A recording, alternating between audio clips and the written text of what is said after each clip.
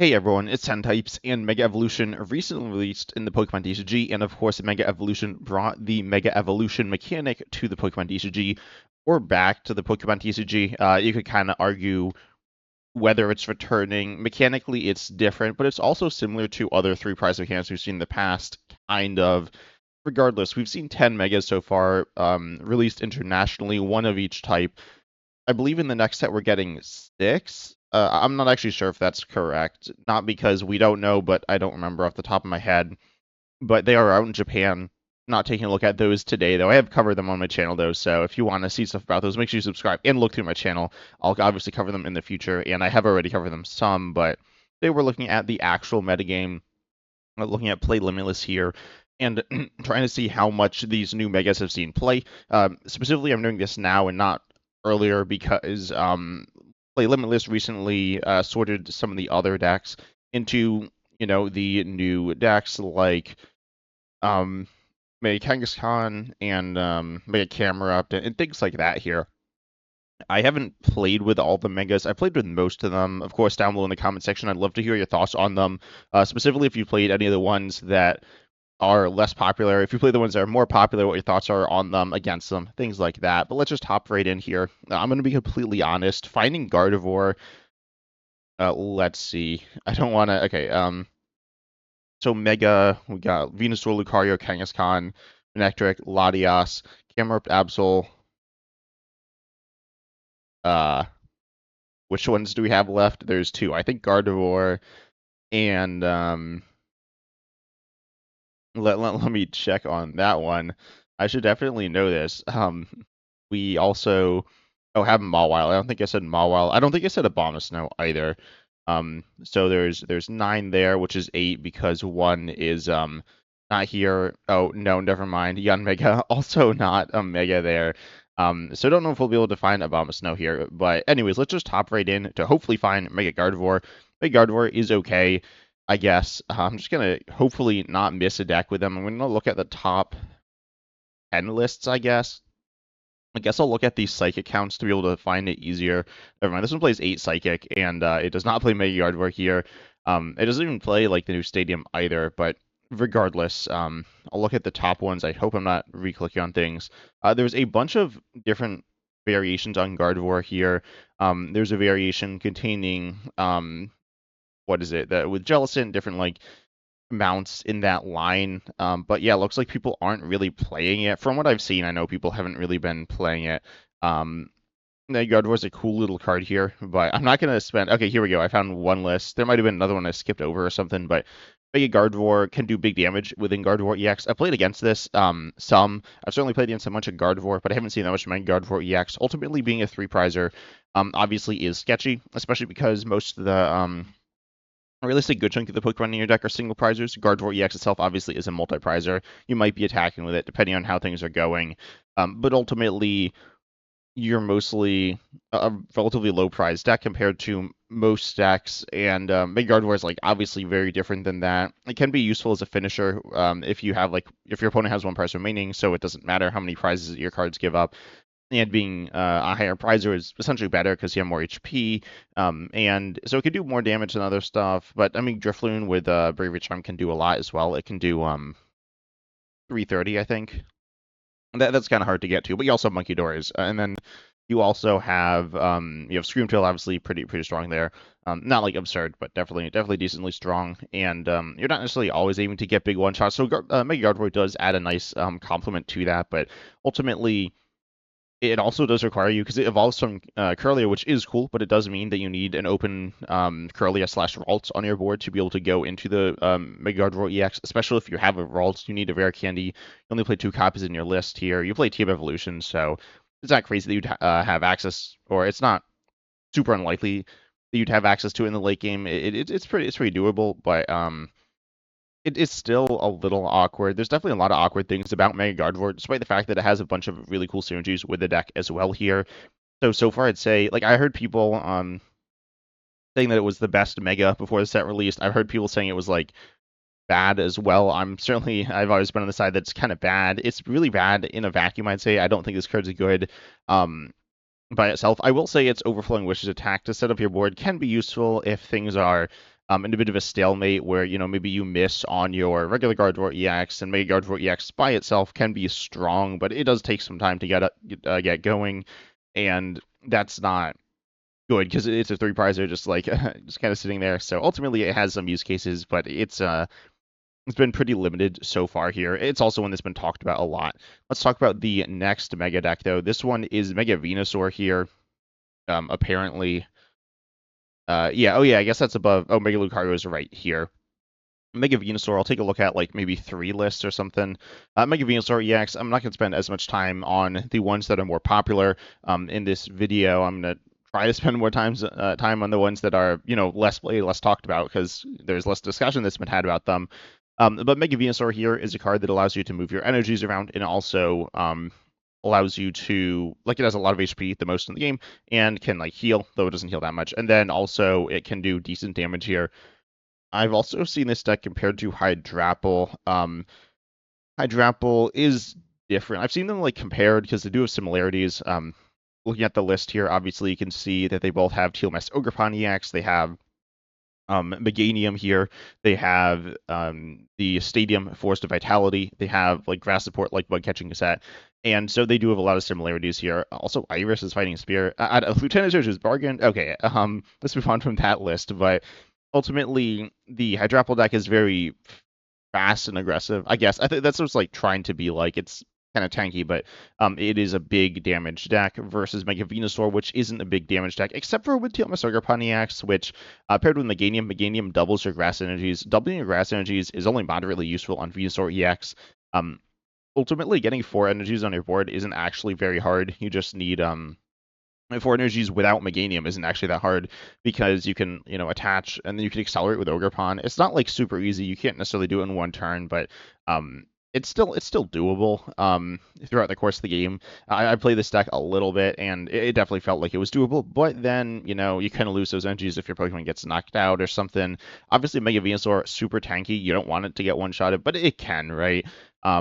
By like Ceruledge. Actually, Ceruledge is going to be like bad no matter what, but Mega Venusaur is definitely pretty cool here as a very defensive deck. Then you pair it with some like healing supporter like Professor Terra's Snare or Wise Compassion to heal it up completely.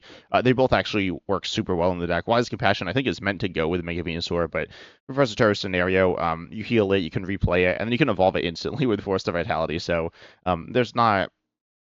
It's like it's a little more versatile than Wise Compassion. A little worse because you do need to like switch, but that's not that bad.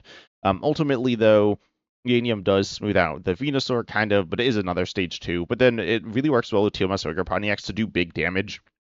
Tealmess Ogerpon in the TCG is generally played with Raging Bolts, various different decks where obviously you want the energy out of it, right? Like Terra Box. I'm not super familiar with Terra Box, but yeah, you do have Energy Switch.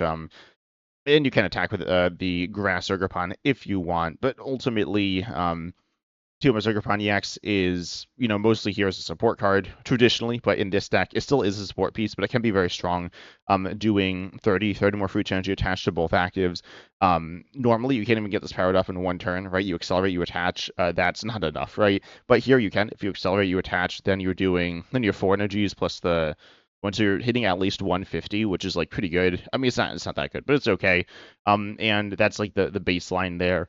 And your opponent probably has energy on them, so you're probably hitting a little more. I guess hitting like boost that to like 180, 210. The numbers they are kind of per bench Pokemon that are support Pokemon, which generally don't have energy except for Tealmess Ogerpon EX. So that's a little niche, but ultimately you can get more energy on using Mega Venusaur. Maybe get another Ogerpon. You can switch another energy over.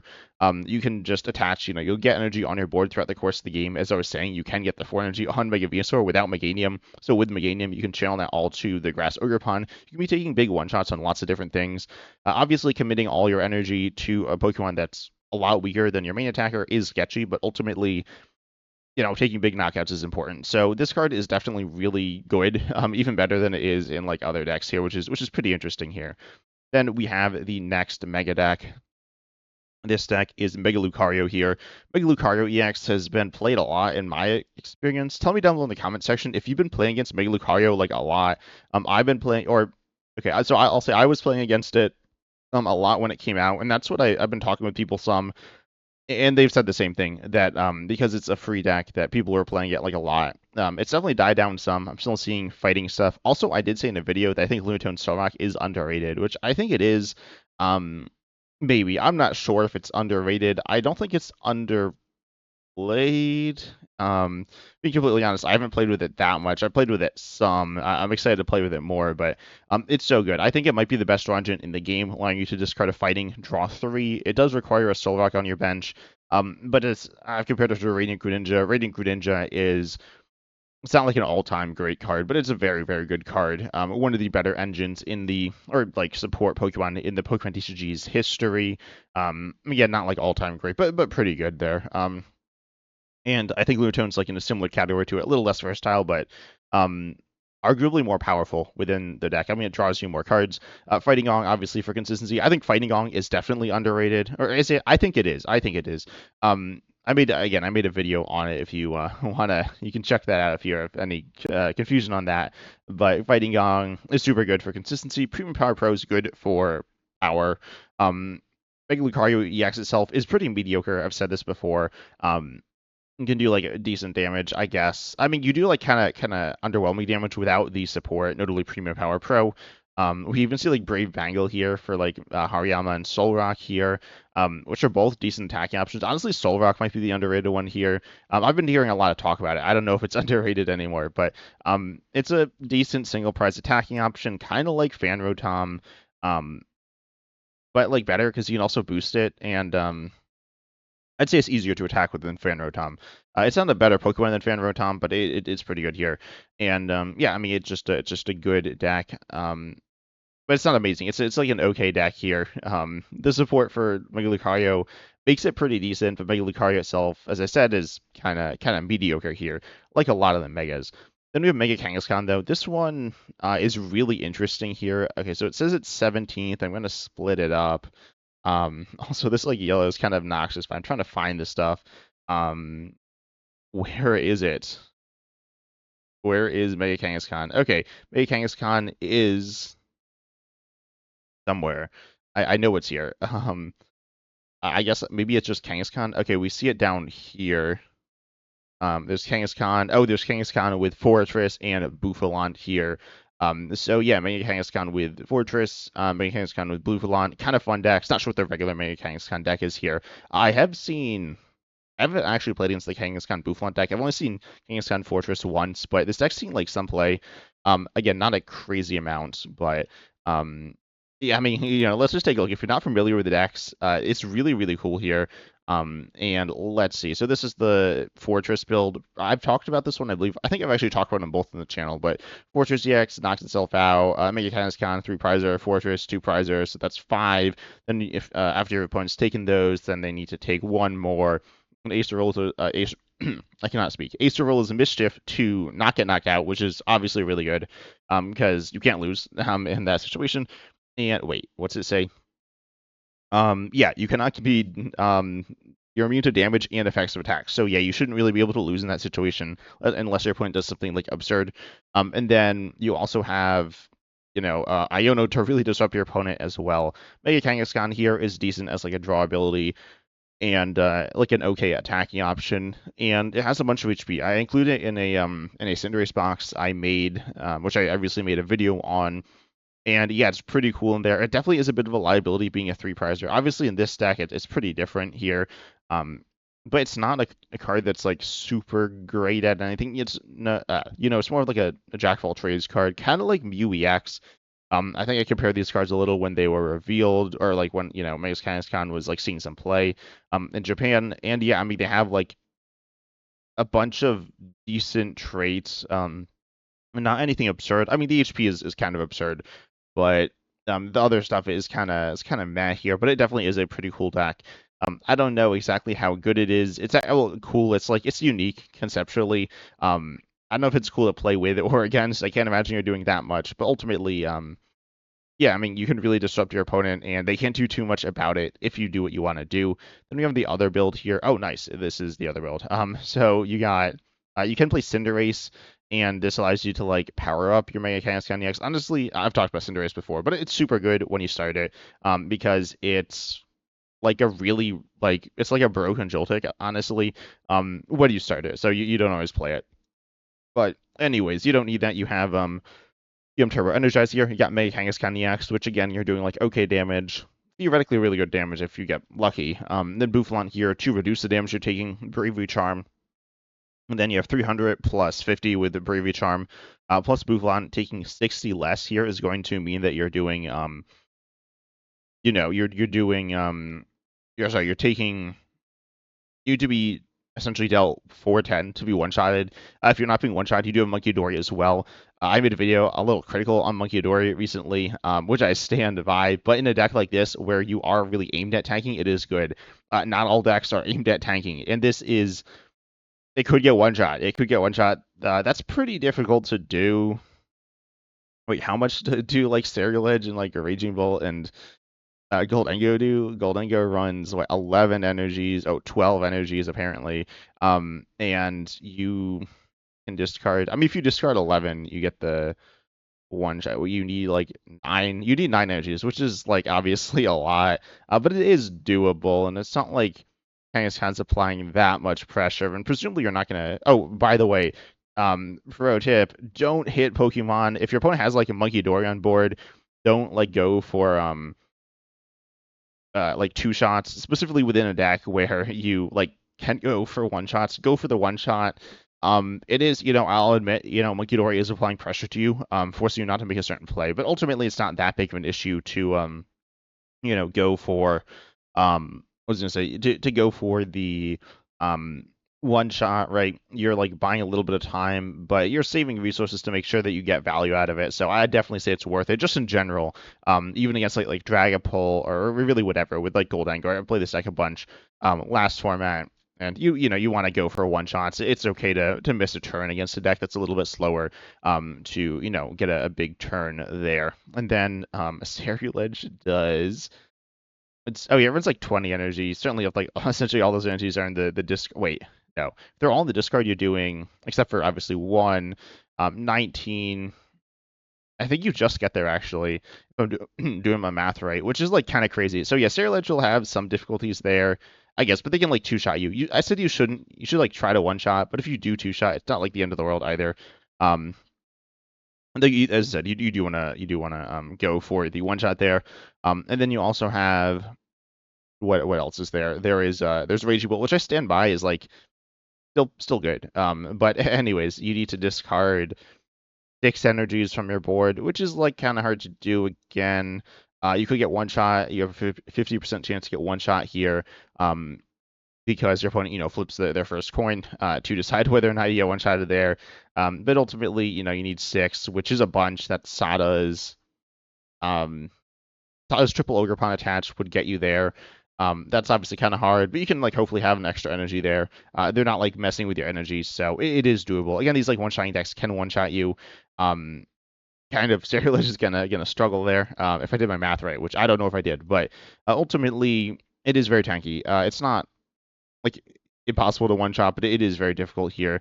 Ultimately, it's not super powerful in terms of damage, though. As I said, with the other Mega Kangaskhan deck, the other one is built around like pure hand disruption, not pure hand disruption, but that's like a big part. This one's more like tanky healing, so definitely kind of fun here. I imagine the other lists are similar. I'm just gonna click on a few of them here. Yeah, it looks like a bunch of what is it? The Fortress. Then we see another one with Monkey Doors and Boufflants here. Ultimately, I think it's a pretty cool deck. Again, not necessarily the most exciting, but I think it is. I do like it. Then we have the next Mega deck here. This one is Mega Manectric. I haven't seen this on ladder. I haven't like really seen much talk about this. I heard a lot of talk once it was like when it was revealed. Like on my video, I was like, it's kind of not very impressive. And I mean, it hasn't been super impressive. I will talk about another Mega that I do think is super underrated. I've talked about it in my underrated cards video already, but Mega Manectric is probably also underrated. Doing first attack's a walling attack, which is somewhat useful. The second one is very powerful, going for big 1-shots, not on everything, but on a lot of things. Most things outside of like the Megas and I don't know, mostly the Megas there. And so yeah, you could do a big 1-shot for 3, you discard the energy, but whatever. You want to get it on using the the electric line here and the electric generator card to get extra energies on your board. It's lightning box, got 2 more items to our enhance a Zekrom here. We've seen this deck not this deck with Mega Manectric in standard because it's new, but yeah, it's definitely a pretty it's an all right deck here. It's not absurd. I'll look at a few more lists. I gotta assume they're pretty similar here. Yeah, this one looks very similar. This one, I was running a Magneton line and a Zero Orin and a few different things. Yeah, this one's not running Pheasant Dip. Yeah, that seems pretty surprising here, but I guess it's like hard to search. I don't know. But then this list, with Magneton, I think Magneton's cool. It is I mean, there is Psyduck, right? I don't know how much people are playing Psyduck. I haven't really seen it in lists, but it is decent. Dragapult is very good. It's arguably the best deck in the game.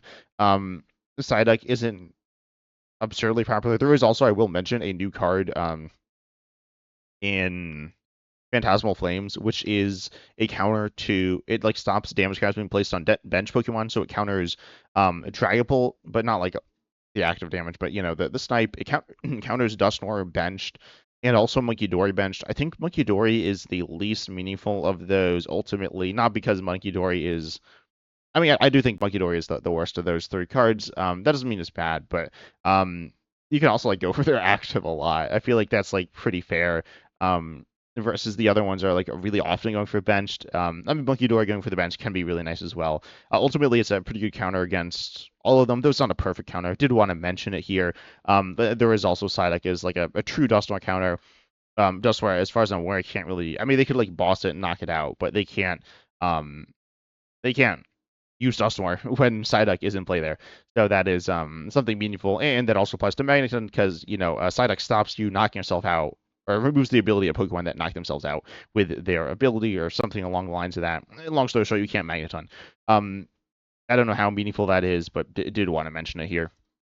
And then we have the next Mega deck.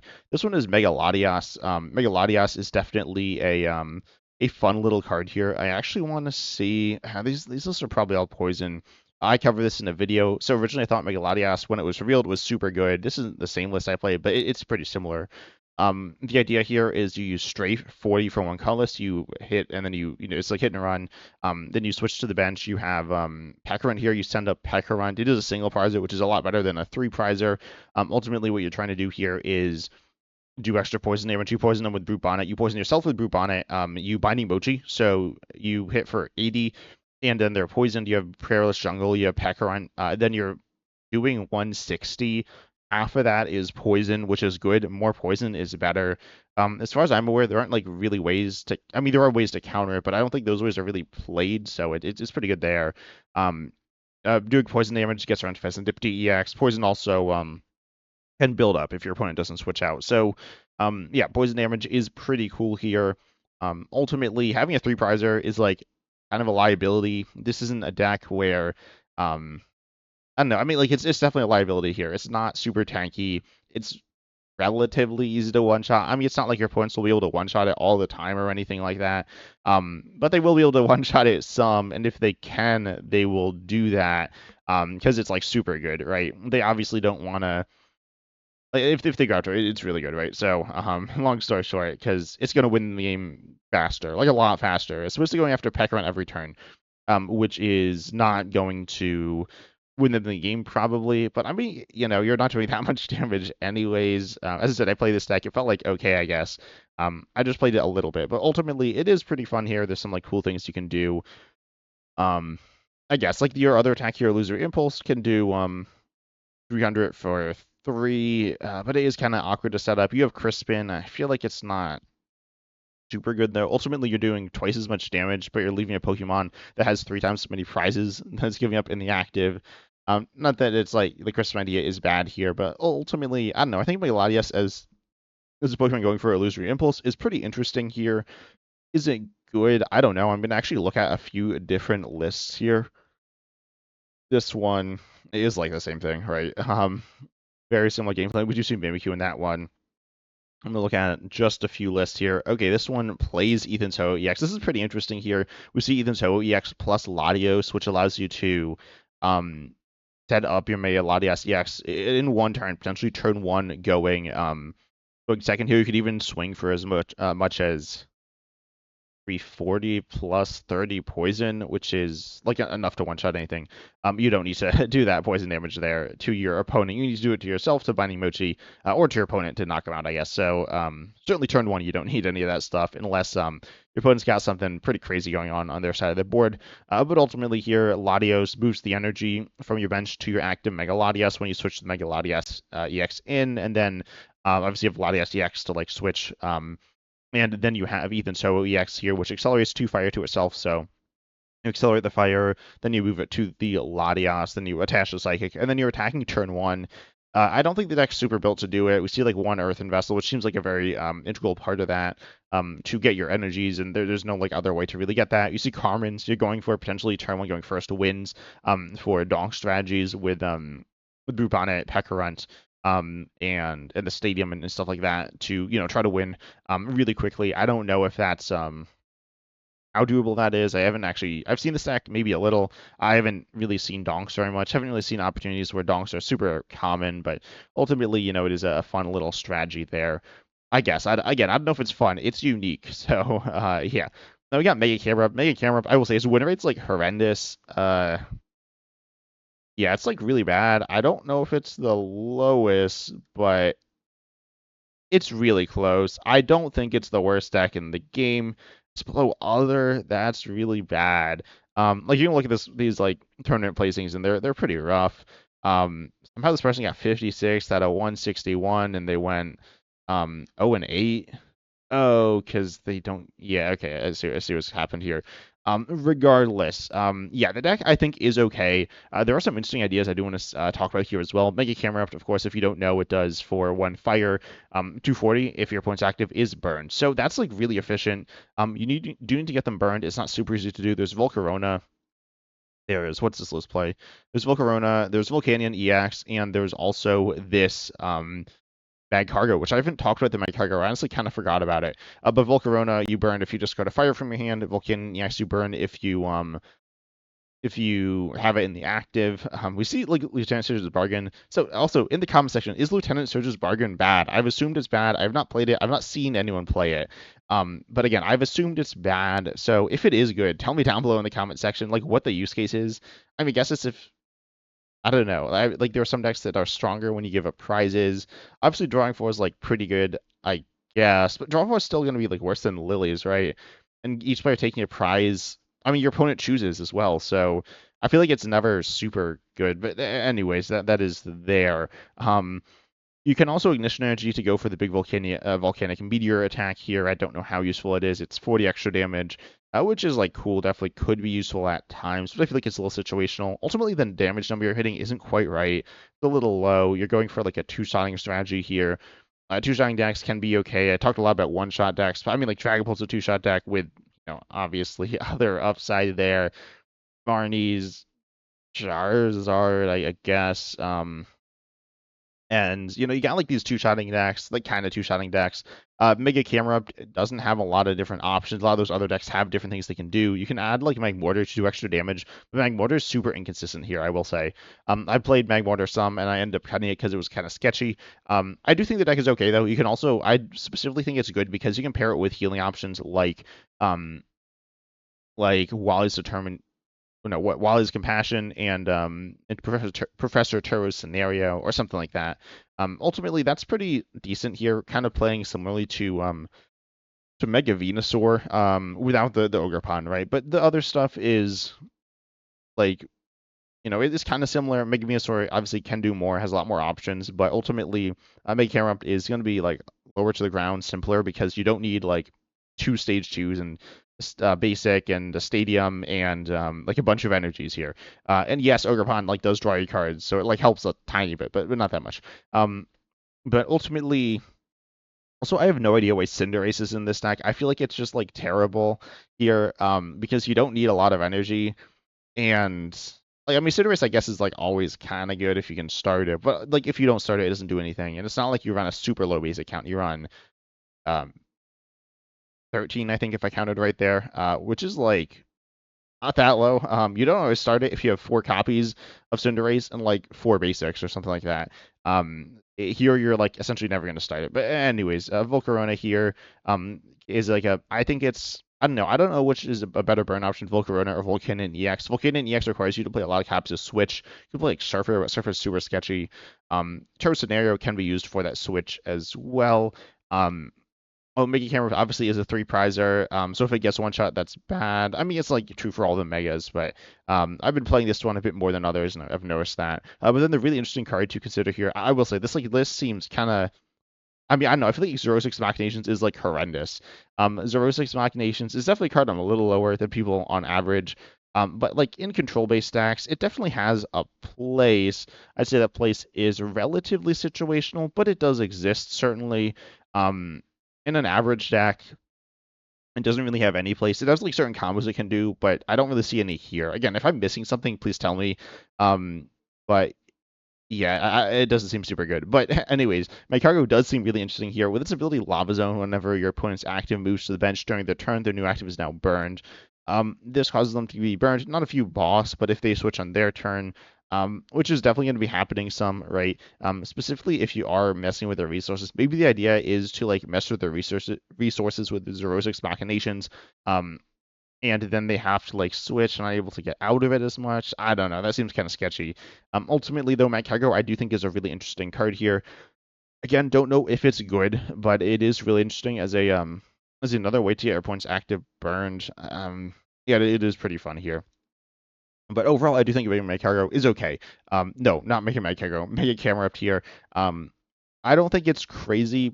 I think it's better than this win rate. I mean, looking at these quote top decks, no offense to these people, but like they're definitely not building these like it definitely does not look optimal to me. Like it definitely seems like there's random supporters in here, and like some cards that are cool. I'm not gonna lie, the cards are really cool, but I don't think they're super great. Probably because people who are trying to play like super optimal decks aren't playing Mega Camerupt as much. But I do think Mega Camerupt is pretty decent. I thought it was the best Mega when all of them were revealed.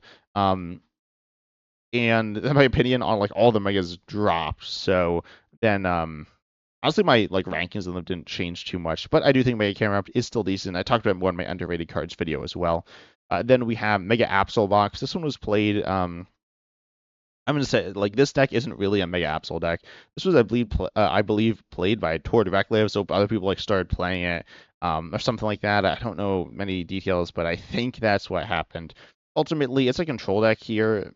Mostly, you have Mega Absol EX, which can take a big one shot with Darkness Colorless and your opponent needing exactly 6 damage counters on them, which can be done using double Monkey Dory, but like theoretically it can be done. You're not super tanky here. Whatever it's 2 Mega Kangaskhan. This is not really. I guess it is Mega Absol because it plays Mega Absol. It plays as many Mega Absol as other Pokemon, but like it plays 2 Mega Kangaskhan. Anyways, Mega Absol EX here, like because you can TM Turbo Energize to it.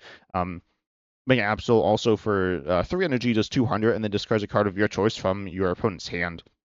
This is really nice as a disruptive card here. You see other defensive cards like the Fighting Ogerpon available to trap. Psyduck is like a countery card, which again can be played in a lot of decks, but is a more countery card. Pairing this, though, Mega Absol EX's Claw Darkness attack, the Disruption one, with Iono to a relatively low hand size can be really crippling. Ultimately, I played this card a little bit, and it felt okay. The deck's actually not as controlly as I thought. I'll look at a few lists here. These are definitely pretty similar where they aligned. And so let's see. This one plays 2 Eveltals, which traps. If you're not familiar with this card, it's like Maractus, but it is for your treat, which is like the main upside there. But anyways, then you have actually I can't really like tell the differences very much. I see like a few count differences and a few like different cards, but pretty similar stuff here. We got like Badu is another disruptive card, Bloodmare Saluna to finish things off.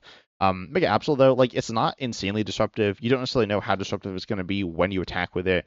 Terminal period's kind of sketchy. You need damage cards on your board, which again you could happen, but won't always happen. Forcing your opponent to play around it can still be good. I'm certainly not going to deny that, but it is also a bunch of setup with double Monkey Dory plus Darkness Colorless. Oh, no, you have energy switch as well, so you could just have 2 energies. You could have one on your Monkey Dory and one on your other Monkey Dory, and then double energy switch. That seems bad, but you could do that, and you can, I imagine, do that with just 1 energy, which I think is more reasonable. You also only play 2 Monkey Dories, so you need both Monkey Dories. I think it's essentially impossible to Terminal Period without double Monkey Dory. So I'm still not convinced that Mega Absol is like good. I could still very easily see it being the worst. Mega. I said that at first, and everyone pretty much agreed. I think a lot of people were focused on the big one-shotting attack because I mean it's a one-shotting attack. How do you not focus on that? Let's see anything interesting here. I want to see. I mean it's all Mega Absol box, so I assume it's like all the same thing. But ultimately, Mega Absol is kind of cool, but I don't think it's quite. I think it's bad. I think it's still bad. But anyways, let's see. We have a few more to look at here. I think, let's see, looking at Limitless, I'm gonna check which ones, where is it? Here. Um, we looked at Venusaur, camerupt. We did not look at this one. We did not look at this one, and that's it. Okay, so we looked at 8. Can I count? Venusaur, camerupt, abomasnow, which we didn't look at. Meganium, or oh yeah, that's not Meganium, that's manectric. There we go. But yeah, then we looked at gardevoir, which is or Mega Gardevoir under gardevoir. So we have to look at Mega Abomasnow, which we're not because I don't think I can find it. I guess I'll look for it. Nope. And then Mawile. I can't imagine Mawile will be under Mawile. Nope. Hopefully you didn't hear that beep because it failed to search. But yeah, that would be under I believe Terrabox here. Terrabox is pretty interesting with some new stuff. I guess I'll just check if it plays metal. It does. So yeah, probably playing it here. It's not. Oh wait, no, because yeah, Mega for metal for Pikachu. What am I saying? So that one doesn't run it. Maybe double metal. That plays 3 metal. That seems good. Okay, so we see a list here with Mega Mawile. Mega Mawile EX here allows you to do damage based on the prizes you've taken, or just like a decent attack for 3 energy here. I will say it's kind of sketchy to set it up. Again, I haven't played with Mega Mawile EX, or I have played it in a deck. I haven't attacked with it. I haven't really seen people play it either. So again, if you've played with it, tell me your thoughts because it seems really sketchy to power up. I mean, you do have energy switch.